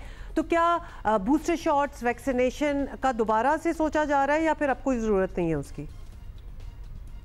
ऐसा है कि ओवर द टाइम जैसे जैसे वक्त गुजरता रहता है तो हमें भी तब्दीली आती है और वायरस में भी तब्दीली आती है। और चूंकि ये वायरस अब तब्दील हो गया है और ये एग्जैक्टली वो वायरस नहीं है जो कि 2 या 3 साल पहले था, तो बूस्टर वैक्सीन नहीं मगर इसकी जो नई वैक्सीन जो है वो लगाने की ज़रूरत है ताकि ये जो नए वायरसेस हैं इसके खिलाफ हम लड़ सकें। प्रॉब्लम ये है कि ये वैक्सीन पाकिस्तान में अभी अवेलेबल नहीं है और सिर्फ कुछ ही ममालिक में ये अवेलेबल है, मगर जिनके पास जिनको ये अगर वैक्सीन मिलती है तो वो लगा लेनी चाहिए। अलबत्ता पुरानी जो कोविड की वैक्सीन थी वो अभी इस वाले वायरस को नहीं करेंगी। अच्छा डॉक्टर साहब, अब जो सूरत हाल है, मास्क जैसी बुनियादी एहतियात वगैरह तो हम भी बता सकते हैं, बताते रहते हैं, ये बचा सकती है, हम होपफुली कुछ सीख चुके हैं, लेकिन गली मोहल्ले आजकल जानवर हैं जो बीमारियाँ फैलने का खर्चा भी बनता है क्योंकि रश लगा होता है ना, जहाँ ज़रा जानवर इकट्ठे हो जाएं, लोग भी इकट्ठे मतलब बेसिकली पूछना ये है कि मास्क पहनना एक, इज इट इनफ? या तो आपका बहुत अच्छा सवाल है ये। एक चीज़ की वजाहत कर दूं, मास्क जो है वो बिल्कुल कोविड से बचाता है, मगर इसमें इंपॉर्टेंट बात ये कि जिसकी तबीयत ख़राब है, यानी कि जिसको नज़ला खांसी ज़ुकाम है, वो मास्क ज़रूर पहने, क्योंकि यही अमल जो है ये वायरस को फैलाने से रोकता है। जहाँ तक दीगर जानवर के ताल्लुक है, तो जानवर से अमूमन इंसानों में बीमारी नहीं फैलती। अलबत्ता चूँकि बकरीद का टाइम आ रहा है, तो जो एक बीमारी जिसको हमको देखने की ज़रूरत है वो कॉन्गो वायरस है। एंड कॉन्गो का जो वायरस है वो आपके नाक या मुंह के ज़रिए अंदर जा सकता है, ख़ास तौर पे खून के ज़रिए। तो कुर्बानी के टाइम पे मास्क ज़रूर पहन लें, ताकि अगर ये खून उछले तो फिर वो आपके नाक या मुंह में ना जाए। कॉन्गो के दूसरे एहतियात तो उनके टिक्स के होता है, जो कीड़ा होता है। तो अगर कभी जानवर करीब जाएं तो अपने जिस्म को चेक कर लें कि उस वहाँ पे कीड़ा तो नहीं है कोई। जब खाल उतारें तो खाल दूर रखें ताकि उसके कीड़े आपके ऊपर ना आए। और आखिरी चीज़, जब गोश्त हैंडल कर रहे हैं, जो खून है वो आप नाक या आपके मुंह में ना जाए। ओके, दिस इज़ इम्पॉर्टेंट ना। थैंक यू डॉक्टर साहब। बहुत शुक्रिया डॉक्टर साहब। क्योंकि होता क्या है कि बहुत से लोग खुद भी कुर्बानी करते हैं या इवन कसाई वगैरह भी कर रहे होते हैं, तो वो खून के छींटे आते ही हैं अगर बड़ा जानवर हो नाक और मुंह के ऊपर। सो अपने नाक और मुंह को अगर आप मास्क पहन लेंगे तो कवर रहेगा, और डायरेक्ट जो खून के छींटे हैं उनसे आपका इंटरेक्शन नहीं होगा, और कॉन्गो वायरस अगर उस जानवर में हुआ तो वो आपको नहीं लगेगा। टिक वगैरह का तो हमें पता है ना, पूरी आस्तीन वाले आपने कपड़े पहनने मंडी जाते हुए, ये सारी एहतियातें आपने करनी है। पॉज पहले ही कर लें। मतलब ये तो आम दिनों में भी अगर खून आपके मुंह को आके लग रहा है, मतलब ये किसी को आप इंतजार करेंगे कि कोई आके बताएगा जी मास्क पहन लो? We are now very use to the mask for the past many years. वो खुल गई है बात। तो अब तो जहाँ जहाँ आपको ज़रूरत हो, मतलब आप आम तौर पे भी, ये गोश्त वाली बात तो बड़ी सीरियस है ऑफ कोर्स, तब तो आप पहने। इफ़ यू आर वर्किंग, आप अपने ऑफिस जाते हैं, एलिवेटर्स होते हैं, टाइट टाइट जगह होती हैं, 2-4 लोग एक लिफ्ट में खड़े होते हैं, अगर आपने मास्क पहना हो तो आप वैसे भी अपने आप को बहुत सी चीज़ों से बचा सकते हैं। कोई खांसी जुकाम से भी बचा सकते हैं। तो डू इट। मौजूद हैं, और ये आपने पर्टिकुलरली जानवर को स्लॉटर करते हुए ये एहतियात करनी है। You have to wear a mask. Doctor Irfan Malik हैं, माहिर अमराज तनफ़ुस हैं, पल्मोनोलॉजिस्ट हैं। बहुत शुक्रिया डॉक्टर साहब। डॉक्टर साहब, इत्तलात हैं लाहौर गिरदोनवां में अस्पतालों वगैरह में, इवन कराची में भी कोरोना वायरस या इससे मिलते जुलते बहुत से मरीज सामने आ रहे हैं। ये कोरोना ही है, और अगर है तो इसका कोई वेरिएंट डिटर्मिन हो गया है? जी बिल्कुल, बिल्कुल आपने ठीक कहा जी। कोरोना के केसेस जो हैं वो अब बढ़ना शुरू हुए हैं, और ये सारा बर्डन जो है हम कोरोना पे नहीं डाल सकते, और इसमें और भी वायरल इलनेसेस या वायरल लाइक इलनेसेस भी हैं। कुछ कंपोनेंट कोरोना का भी है, और अगर मैं थोड़ा सा मुहतात अंदाज से बात करूं तो ये मेरे मुताबिक दिस इज़ सेकेंड सर्ज। कुछ केसेस इस तरह के हमने ईद के बाद भी देखे थे, और उनमें से कुछ पेशेंट्स को हमें दाखिल भी करना पड़ा था, और अल्हम्दुलिल्लाह अभी तक जितने भी केसेस आ रहे हैं उसमें से ज़्यादातर केसेस जो हैं वो माइल्ड अलामात का हैं, ज़्यादा इतने ख़तरनाक नहीं है कि हमें उनको ICU में भी दाखिल करना पड़े। और हमें लग रहा है कि कोरोना के केसेस की तादाद में इजाफा हो रहा है, लेकिन ये सारा बर्डन जो है हम सिर्फ कोरोना पे नहीं डाल सकते। रेस्पिरेटरी वायरल लाइक इलनेस जो है वो कॉमन होना शुरू हो गई हैं, और ये रिपीटेडली हो रही हैं। और ये सर्च इस तरह का हमने कुछ जो है वो रमज़ान के बाद ईद पे, छोटी ईद की मैं बात कर रहा हूँ, उसमें भी हमने देखा, और किसी हद तक वो पेशेंट हॉस्पिटलाइज हुए, लेकिन अल्हम्दुलिल्लाह ये सारे पेशेंट जो हैं वो अल्लाह का शुक्र है कि ठीक हुए। जहाँ तक बात रही कि ये वेरिएंट कोई नया वेरिएंट है, तो इसमें हम कुछ जो बर्डन है वो J.N.1 पे डाल रहे हैं, लेकिन एक वेरिएंट अंडर मॉनिटरिंग है LP.8.1, और हम अभी तक जो WHO में डाटा बता रही है उसके मुताबिक 34% ऑफ द जो केस हैं वो LP.8.1 से बिलोंग करते हैं, रिलेटिवली वीक है। और अमेरिका में इसकी तादाद रिलेटिवली कम, और यूरोप में इसकी तादाद ज़्यादा हो रही है। 91,000 के अराउंड जो केसेस हैं वो WHO ने रिपोर्ट किए हैं, और अल्हम्दुलिल्लाह उसमें भी अभी डेथ की तादाद उतनी ज़्यादा नहीं है। अच्छा, ये भी बताइएगा डॉक्टर साहब कि कोरोना की आलमी वबा ख़त्म होने या चलें कम हो जाने के बाद मुख्तलिफ औकात में हमने ये केसेस बढ़ते हुए देखे हैं, जिस तरह आप ईद के बाद की भी बात कर रहे थे, तो इसकी क्या वजह है, और क्या मौसम कोई फैक्टर होता है इस चीज़ में? जी बिल्कुल, अब बहुत इम्पोर्टेंट सवाल है, लेकिन अगर हम वायरसेस की हिस्ट्री देखें तो इसकी जब भी एंडिंग हुई, कभी ये नहीं कहा गया कि ये सडन एंड हो जाएंगे। हमेशा ऐसा ही हुआ कि ये वायरसेस जब अपनी एंडिंग की तरफ आए तो ये सीजनल लिमिटेड हो गए, या कुछ सर्ज किसी फॉर्म में किसी मौसम में करते रहे और उसके बाद जाके हमारी हर्ड इम्यूनिटी यानी बहुत ज़्यादा पॉपुलेशन उसका शिकार हो गई और उसके बाद ये आहिस्ता आहिस्ता दम तोड़ना शुरू हो गए। इस वायरस को भी अगर हम देखें, हाँ ये कुछ सरप्राइज़ है कि इस दफ़ा इस साल हमें कुछ ऐसे केसेस ज़रूर देखने को मिल रहे हैं जिनको एडमिशन रिक्वायर्ड है। लेकिन अगर हम इसको कंपेयर करें, because I remain the focal person of कोविड-19 एट LGH, कि ये जो केसेस थे ये केसेस उस लेवल के कभी नहीं हुए। इस दफ़ा एडमिट हुए, ठीक हुए और घर वापस चले गए। अब बात है कि क्या इसका मौसम से ताल्लुक़ है, तो बहुत इंपॉर्टेंट सवाल है।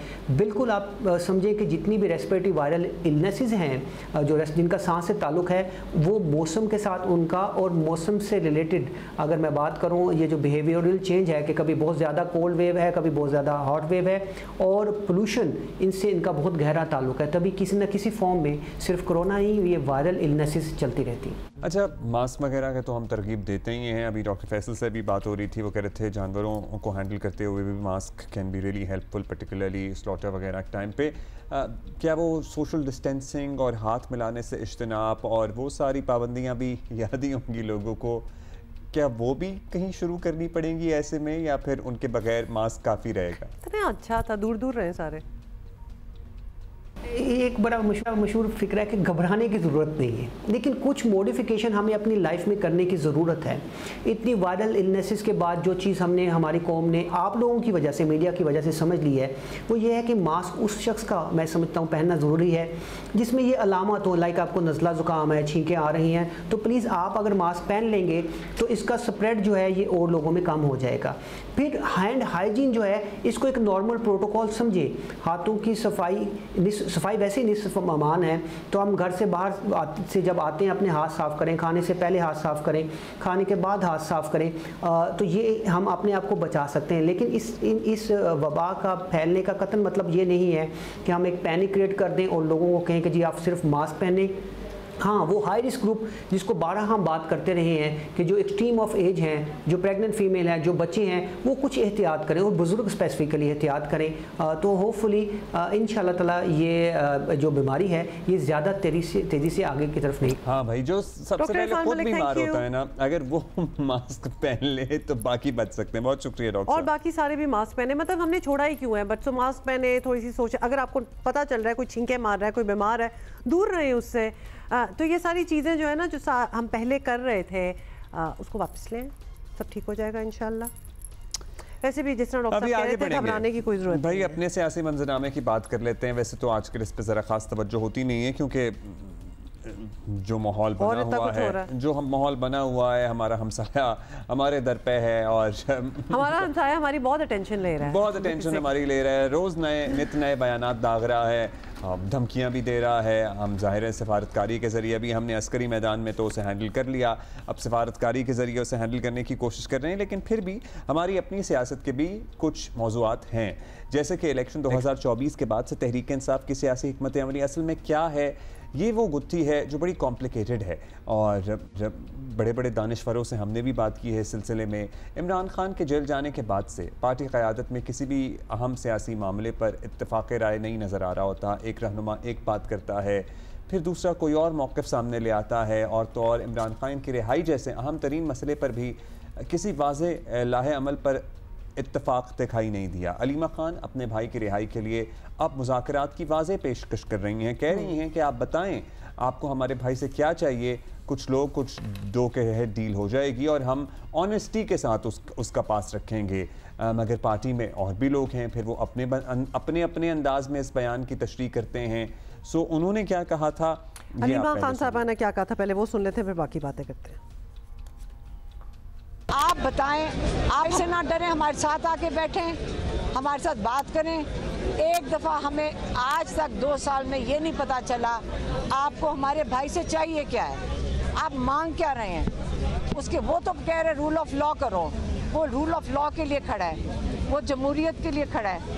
आप बताएं वो क्या चीज़ छोड़े तो आप उसको रिहा करेंगे। लेकिन आप हमारे साथ बात करना चाहते हैं, यकीन करें, आप बताएं, गिव एंड टेक करना चाहते हैं, हमें बता दें इमरान क्या गिव करे और आपको क्या चाहिए। इंशाल्लाह हम आपको यकीन से कहते हैं जो ईमानदारी से जो चीज़ होगी हम आपके साथ बातचीत करेंगे, लेकिन आप सामने आके बात करें। आप इस वक्त बात करनी है, हम औरतें बैठ जाती हैं आपके साथ। आप मेंबर्स ऑफ पार्लियामेंट को ना धमकाएं, असर ख़त्म हो गया है, हम डर नहीं रहे कोई भी। हमें धमकियाँ आती हैं कि आपकी गाड़ी उलट दी जाएगी, आपको एक्सीडेंट हो जाएगा, इमरान खान को अंदर ख़त्म कर दिया जाएगा। हम नहीं डर रहे। अच्छा जी, तहरीक इंसाफ के सेक्रेटरी जनरल सलमान अकरम राजा ने अलीमा खान की जो बात आपने सुनी है, खुले लफ्ज़ों में गिव एंड टेक की पेशकश को उनका ज़ाती बयान करार दिया है। सलमान राजा के मुताबिक ये अलीमा खान का पार्टी का बयान नहीं है, बल्कि एक बहन अपने भाई के लिए फ़िक्रमंद है।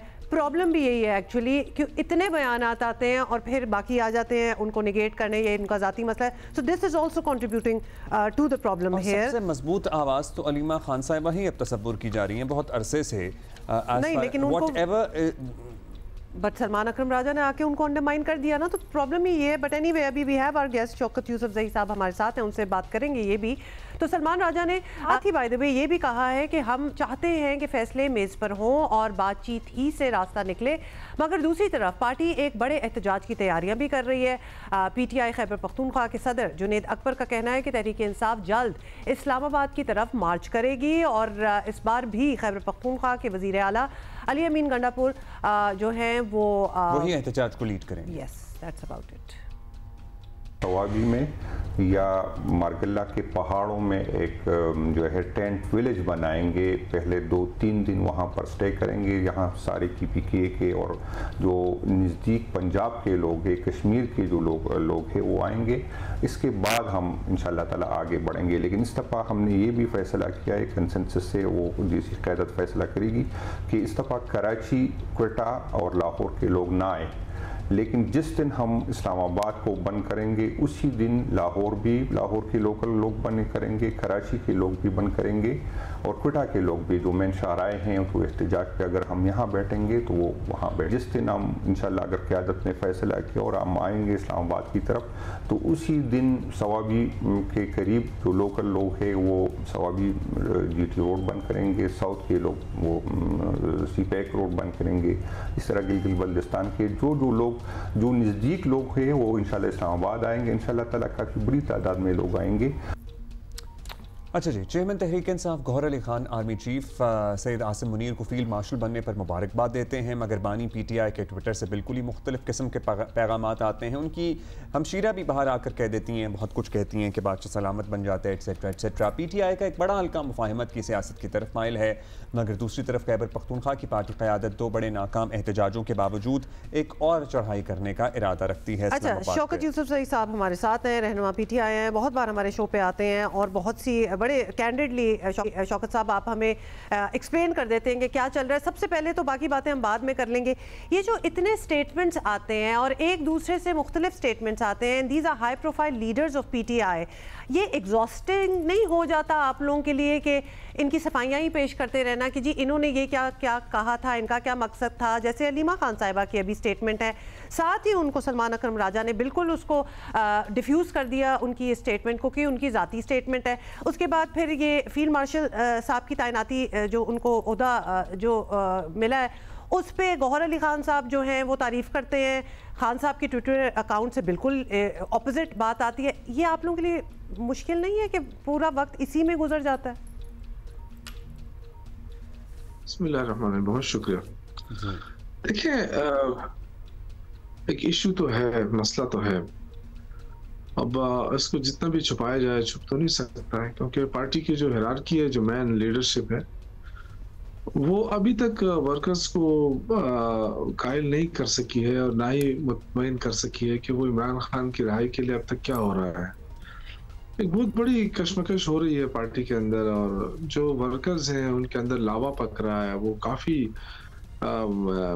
इस बात पे नाखुश हैं कि वो अभी तक कोई हिकमत अमली सामने क्यों नहीं आ रही है। ये हिकमत अमली का फुकदान नज़र आ रहा है पार्टी के अंदर और मैं आज खुलकर ये बात कह रहा हूँ। अगर पार्टी के अंदर ये चीज़ कमी ना होती तो बड़ा क्लियर माइंड के साथ बात होती और हर कोई आपको ये बताने की कोशिश करता है कि जी ये हमारा लायामल है। अब चूंकि लायामल देना जो है वो पार्टी का काम है। अलीमा खान साहिबा तो बहन है, जाहिर है उनका दिल दुखता है।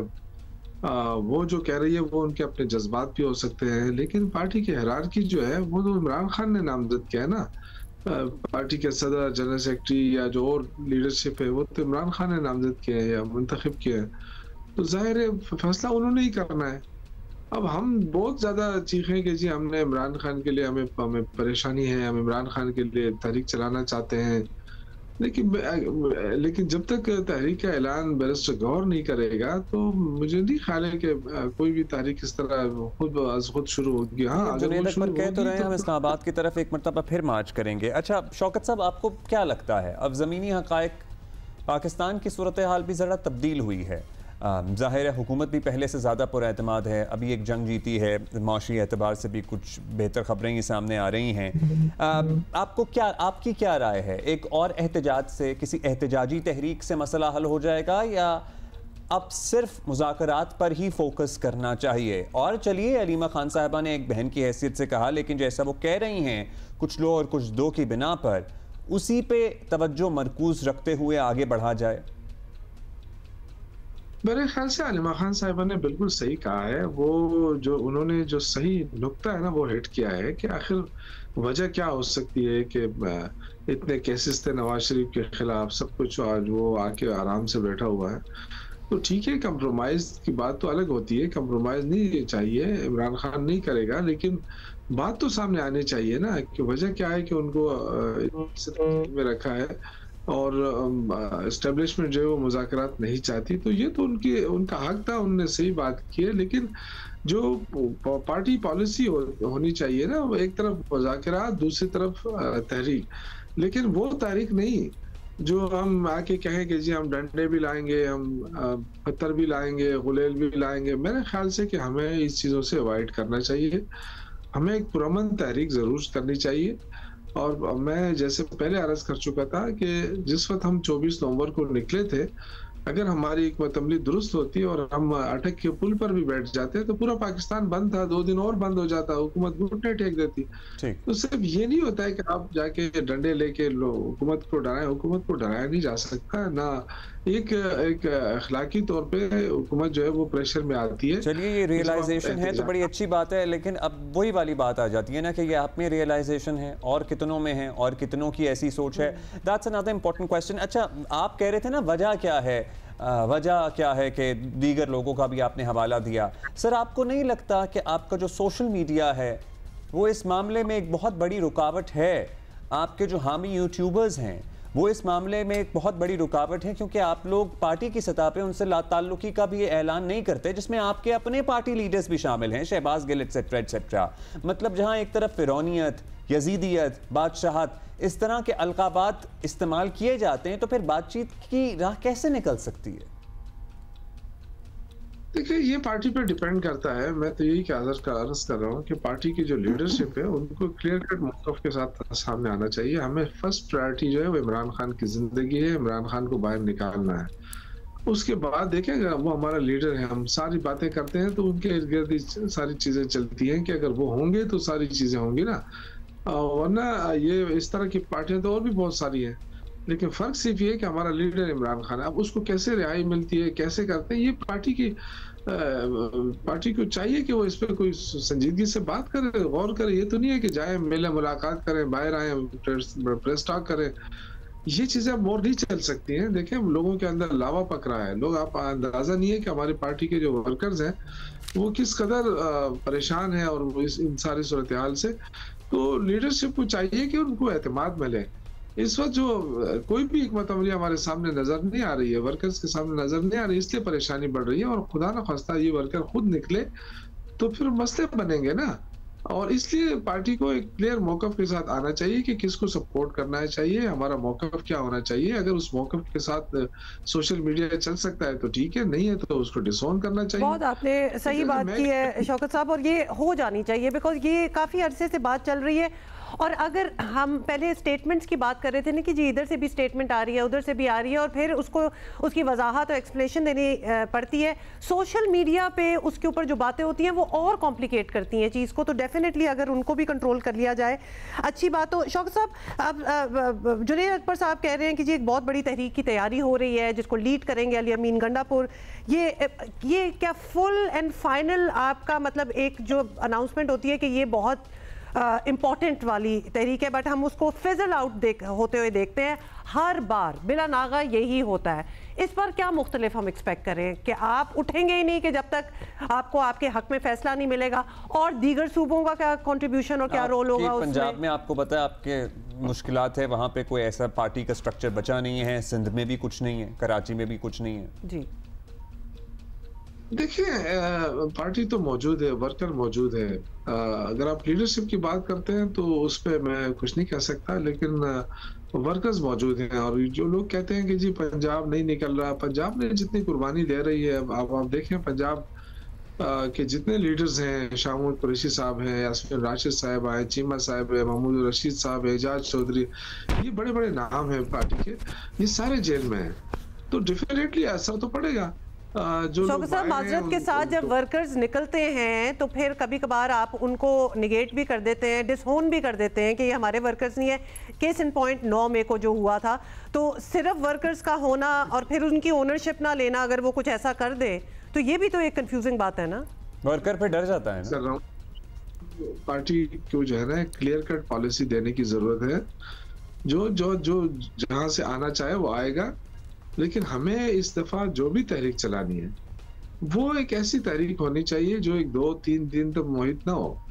एक लंबे अरसे तक तहरीक चलानी चाहिए और पॉलिटिकल तहरीक होनी चाहिए, पुरतशद्दुद नहीं, किसी तरीके पे भी नहीं है, ना ही कोई धमकी देने की जरूरत है।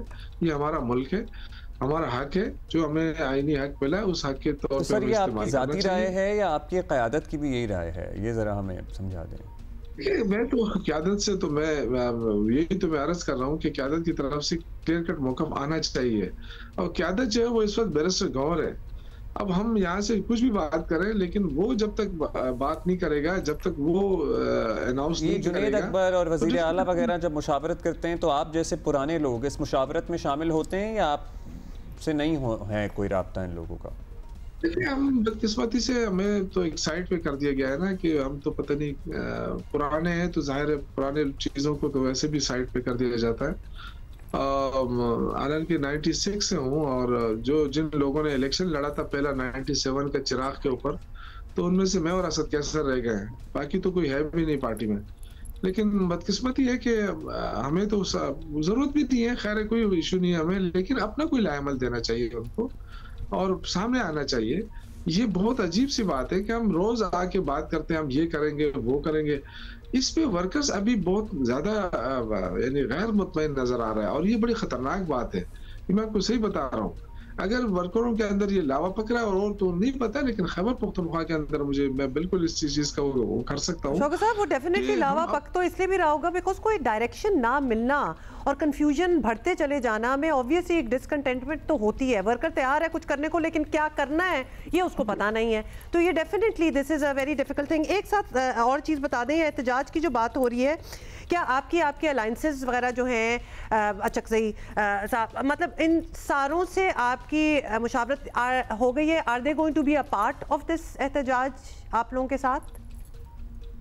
देखिए, मैं ये अर्ज कर रहा हूँ ना कि हमें अभी तक कोई चीजें सामने नहीं आ रही है कि एहतजाज कैसे, कितने दिन के लिए होगा और कैसे होगा। तो देखो, मैं मेरी अगर बात सुन रहा है बैरिस्टर गौहर साहब और नाराज ना हो, तो मैं तो यही अर्ज करूंगा कि सारे वर्करों से कहें कि गुलेल भी ना लाएं, पत्थर भी ना लाएं, डंडे भी ना लाएं और ना धमकियां दें। ये करें कि हम पुरामन लोग हैं, अगर हमें कोई मारना चाहे मारे ना, हमें पहले भी मारा गया ना, और हम तो हर तारीख में शामिल रहे हैं, हम तो कभी पीछे नहीं हटे।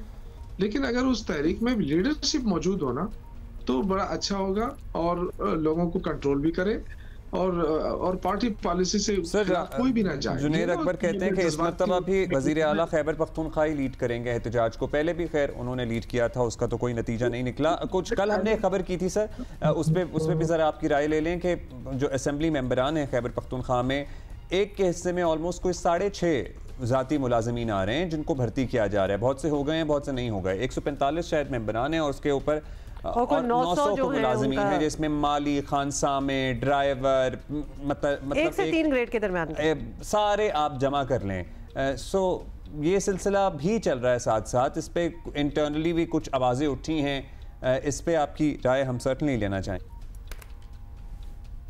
वो तो देखें, मुलाजिमत देना ये तो गवर्नमेंट का काम है और लोगों को रोजगार फराहम करना, ये इस पे तो मैं कोई ऐसी बात नहीं करूंगा, क्योंकि क्लास 4 की नौकरियां होती हैं ऐसी कि जो आज से नहीं है, ये जब से हुकूमतें चल रही हैं, ये लोकल जो एमपीए होता है उसके हवाले की जाती है कि जी आप अपने हल्के के जो गरीब लोग उनका नाम दे सकते हैं, जो वर्कर्स हैं उनका नाम दे सकते हैं। तो ये तो अभी से नहीं है, ये तो बहुत पुरानी बात है। क्लास 4 की उसको में के अंदर कोई मेरिट नहीं होता है, मेरिट सिर्फ यही होता है कि जी कोई ज्यादा गरीब हो, कोई ज्यादा शौकत साहब, लेकिन कहीं उनको वहां लगा देना, अगर सिर्फ पैग यही है कि सिर्फ मुलाजमत ही देनी है उनको, तो उन इदारों में लगाएं जिनको कुछ बेहतरी लानी चाहिए, जैसे कि पब्लिक सर्विस में लेके आए, आप हेल्थ में लेके आए, एजुकेशन में लेके आए, जहां एक्चुअली कोई जरूरत काम कर रहे हैं ना एमपीएस के, मतलब कोई उनका गार्डन देख रहा है, कोई उनके लिए खाना पका रहा है। ये शरह बढ़ती जा रही है, मुलाजमीन टू एमपीए बढ़ती जा रही है, ये है मसला। ये तो गलत है। देखें, एमपीएस को कोई ये सहूलत नहीं मिलती है, ये मांगी गई थी पिछले कई हुकूमतों में। मैं खुद चूँकि सहाफत में भी रहा, ये एमपीएस की तरफ से ये ज़रूर बात की गई कि जी सारे दुनिया के अंदर जो एमपी होते हैं उनके साथ एक पीएस होता है, एक ड्राइवर होता है, एक क्लास 4 होता है। ये शुरू से, और कई दफ़ा, चूँकि मैं भी 2 दफ़ा मिनिस्टर रहा, तो अपोजिशन की तरफ से भी ये बात आती रही, इक़्तिदार में एमपीए की तरफ से भी ये बात उठाती जाती रही कि जी आप क्यों यहाँ के एमपीएस को आप इतना इग्नोर करते हैं कि वो इतने सारे लोगों को अपने हल्के में देखते हैं, उनके पास कोई पीएस तक नहीं होता है ताकि उनका कोई रिकॉर्ड मेंटेन कर सके। ये तो एक ज़रूरत के तहत बहुत सारी चीज़ें हैं, लेकिन हमें अपने वसाइल को भी देखना पड़ेगा ना, क्या हम अपने वसाइल के तहत इन चीज़ों को अफोर्ड कर सकते हैं या नहीं, ये मेन चीज़ होती है। तो बाकी तो मैं उस वक्त भी मैंने कहा था कि बिल्कुल चाहिए एक एमपीए जो है अगर पूरा हल्का चलाता है, और उसके लिए एक ऐसा पीएस होना चाहिए जो उसका रिकॉर्ड मेंटेन कर सके, तरक्याती काम देख सके, तो ये तो अच्छी बात है। लेकिन वही बात आएगी कि क्या वसाइल हैं, और वसाइल के दायरे में रहकर हम ये काम कर सकते हैं। बहुत अच्छी बात है, लेकिन चलिए शुक्रिया sir, thank you sir, thank you, बहुत शुक्रिया। मुश्किल डेफिनेटली पार्टी में लोगों के लिए और वर्कर्स के लिए भी ज़ाहिर है मुश्किल है। ओके, गुड न्यूज़, वज़ीर आला पंजाब मरियम नवाज के साहबजादे जुनैद सफ्तर का रिश्ता तय हो गया है। ज़राए के मुताबिक जुनैद सफ्तर का रिश्ता नवाज शरीफ के अजीज़ों में तय हुआ है। लड़की का ख़ानदान जो है वो लाहौर में क़याम पजीर है। उनके कज़न की पोती हैं, उनके किनके कज़न की पोती? नवाज शरीफ के कज़न की पोती हैं। ओके, बरतानिया से तालीम मुकम्मल करने वाले जुनैद सफ्तर अब लाहौर में मुकीम हैं। जुनैद सफ्तर की पहली शादी तकरीबन 1 बरस के बाद ही ख़त्म हो गई थी। So we want to wish him the best of luck for the second time round. और कब होगी ये नहीं हमें पता, कब होगी कोई कह रही है, किसी को कोई इंसाइट है तो बता दो। चाहिए क्योंकि लाहौर में बहुत गर्मी है, नहीं डेफिनेटली सर्दियों में मौसम बेहतर होने का इंतजार करें।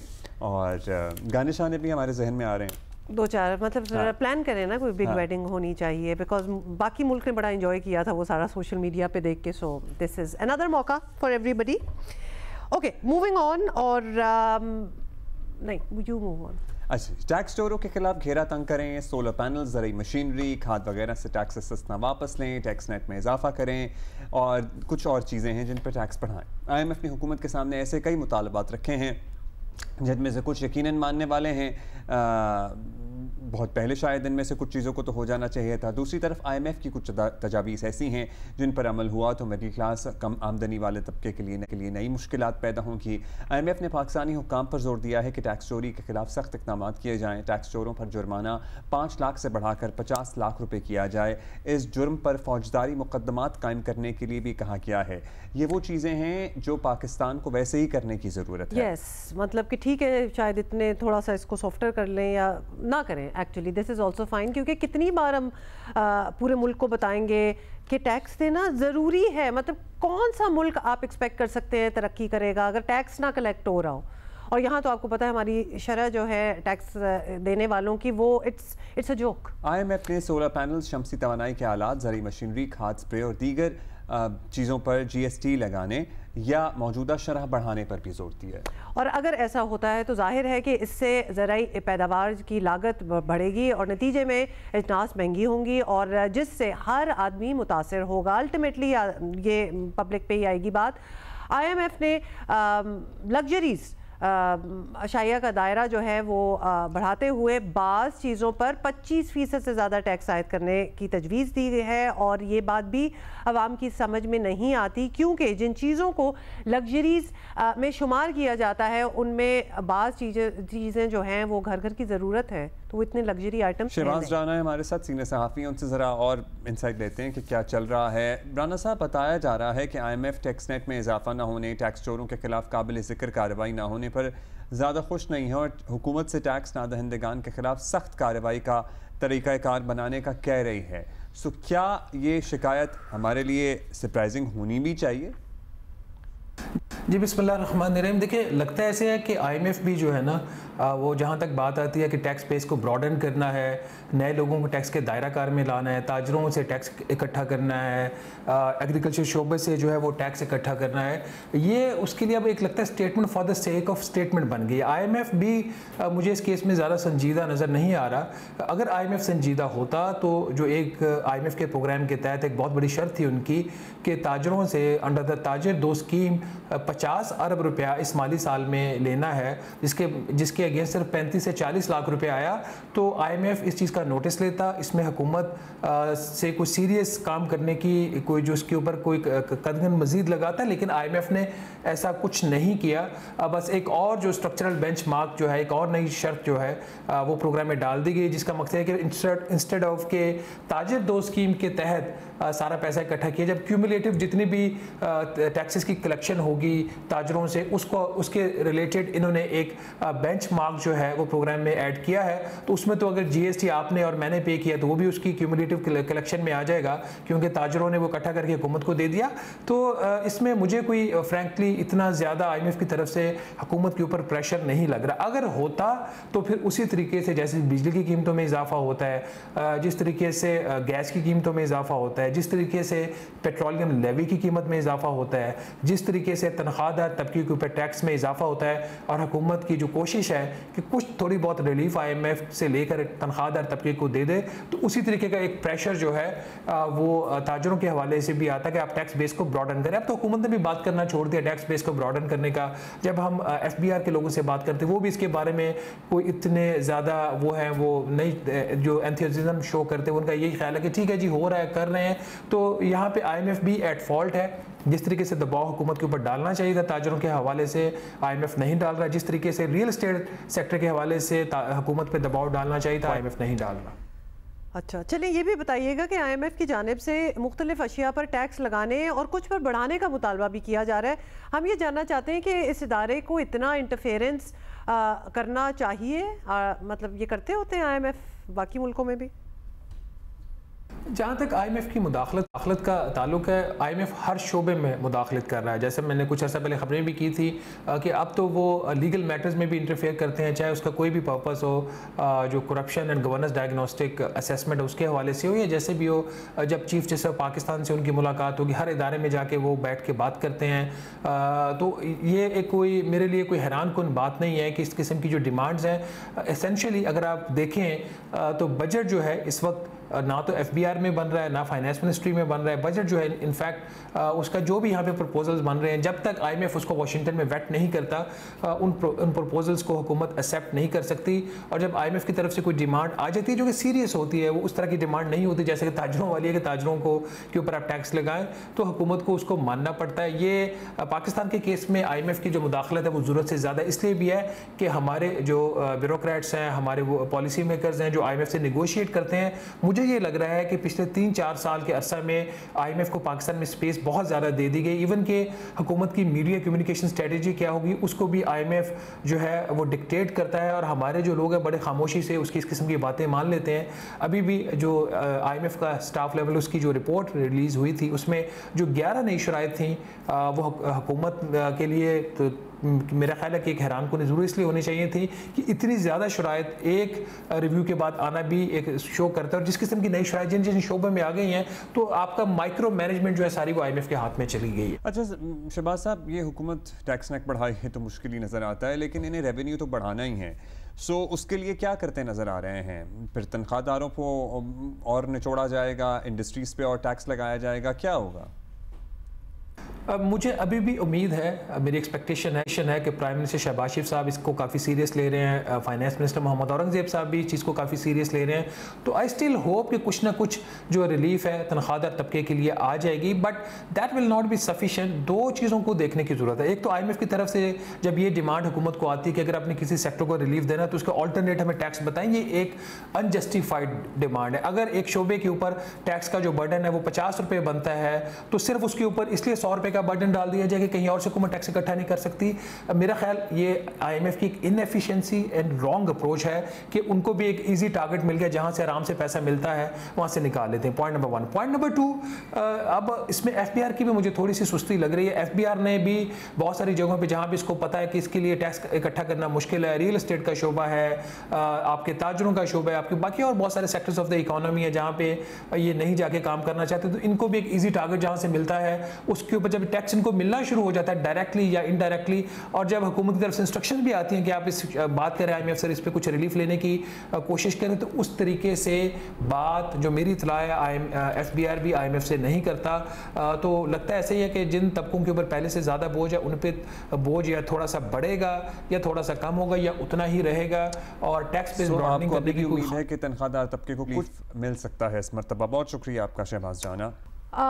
मौसम की बात करनी पड़ रही है, हालांकि मौसम में कोई ऐसी बात नहीं है कि हम आपको बताएं, लेकिन बता देते हैं कि सिंध और बलूचिस्तान के बेशतर अजला में आज मौसम शदीद गर्म और खुश्क है। तो ये है सूरत हाल। महकमा मौसमियात के मुताबिक आज शाम इस्लामाबाद, बालाई खैबर पख्तूनख्वा, पंजाब, कश्मीर और गिलगित बल्तिस्तान में आंधी या झक्कड़ चलने का इम्कान है। वहाँ झक्कड़ ही आ रहे हैं, इस्लामाबाद में आंधियाँ ही चली जा रही हैं। हाँ, झक्कड़ आ रहे हैं, यहाँ धिक्के पड़ रहे हैं, मतलब इतनी गर्मी है। महकमा मौसमियात के मुताबिक ज़ेरनी चंद मकामात पर मूसलाधार बारिश या आलाबारी भी हो सकती है। ये सूरत हाल है। एनीवे, बताना आपको यही था, तो this is what one should expect, और we can see you tomorrow इंशाल्लाह। बाय।